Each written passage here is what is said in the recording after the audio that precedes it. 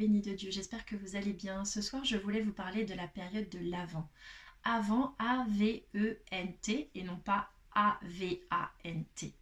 Ce mot est tiré du latin adventus qui signifie venu, arrivé. Et nous attendons en fait la venue et l'arrivée de notre Seigneur Jésus qui est né le 25 décembre et nous pouvons dire que c'est sa date d'anniversaire que nous attendons pour célébrer tous ensemble. En attendant cet heureux événement, eh bien, on peut se préparer à cette fête, comme on prépare la venue d'un enfant.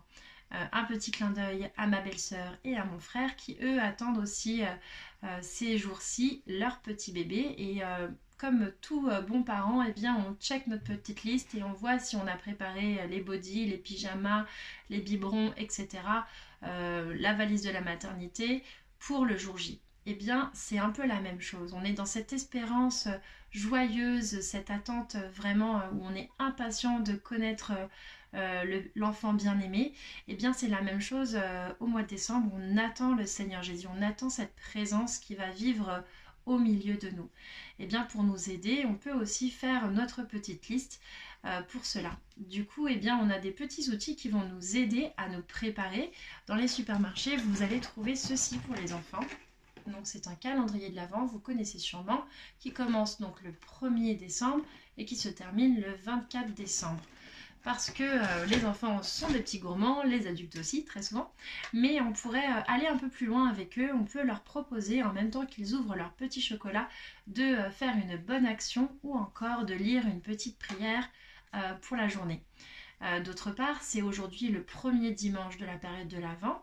Si vous êtes allé à la messe ce matin, vous avez pu entendre parler sûrement de la couronne de l'Avent, peut-être que même certains vous ont vendu des couronnes. Eh bien, ça ressemble à ceci. C'est une couronne, celle-ci n'est pas encore décorée. Vous pouvez la décorer en famille, en fonction des couleurs que vous avez choisies pour votre sapin. Vous pouvez la déposer sur votre table ou bien encore à l'extérieur de votre maison, sur une porte. Et sachez qu'on accompagne cette couronne de bougies. Donc le premier dimanche, on va prendre une bougie, on va l'allumer parce que le Seigneur représente la lumière. Et plus on va avancer vers lui, donc dans ces 4 dimanches, plus il y aura de la lumière et plus on sera lumineux avec lui. Donc le Seigneur nous invite à chaque fois, lorsqu'on pose une bougie, à accompagner cela d'une prière. C'est pas juste on allume la bougie, eh bien on peut apporter des intentions durant cette période de l'Avent, que ce soit pour le monde entier ou que ce soit pour vos proches ou pour vous-même. N'hésitez pas à le faire, allumez votre bougie avec une intention et complétez vos intentions au fur et à mesure du temps. Et pensez notamment au moment festif du 25 pour que vous puissiez passer de bons moments en famille. D'autre part, c'est aussi le moment d'installer une crèche. Alors je vous montre ce que c'est. Il en existe de différents types, de différentes tailles. Ce qui est important de savoir, c'est qu'on y met quelques santons. On va pouvoir y placer du coup maman, Marie. En général, on ne la place pas donc le premier jour de l'Avent comme aujourd'hui, puisqu'en gros, elle n'est pas arrivée dans la crèche. Mais c'est plutôt un chemin. Pareil pour le papa, Joseph, on le place au fur et à mesure, mais là je vous montre ce à quoi ça peut ressembler.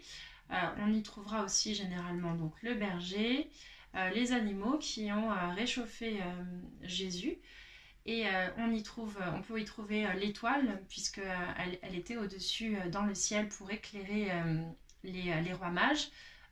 Vous avez également donc 3 rois mages qu'on ne place pas dans la crèche, et qu'on va placer à côté, et qui sont en chemin, et on les positionnera plutôt le jour de l'épiphanie. Vous pouvez aussi y placer un ange pour symboliser l'ange qui est venu visiter Marie.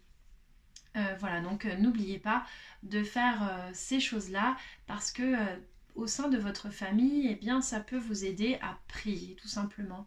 C'est pas par superstition, c'est pas par habitude, c'est pas par coutume, mais c'est vraiment parce que ce sont des outils qui vont nous permettre de rentrer en prière en famille.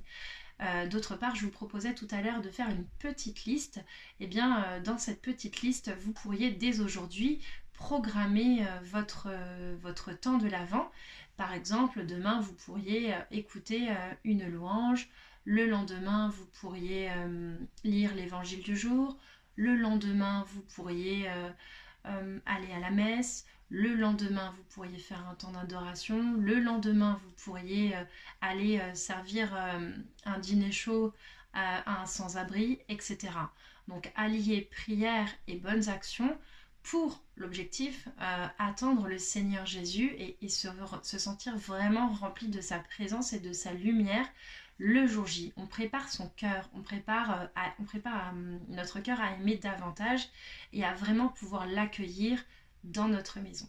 Voilà, j'espère que cette petite vidéo vous aura appris des choses et vous aidera à vous préparer pour cette période. Je le souhaite